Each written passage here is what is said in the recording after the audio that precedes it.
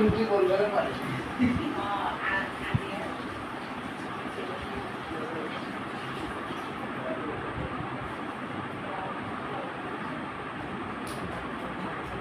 মাঝে রুটি বলতে পারে মা আসো এখানে আসো, মা ঘামি গেছো, এখানে আসো, আব্বু এখানে আসো, আসো যে ভাত খাবো, আসো তোমার হাত দিয়ে খাও তো, আসো আসো বলতেছে আব্বু খিলে দেবে।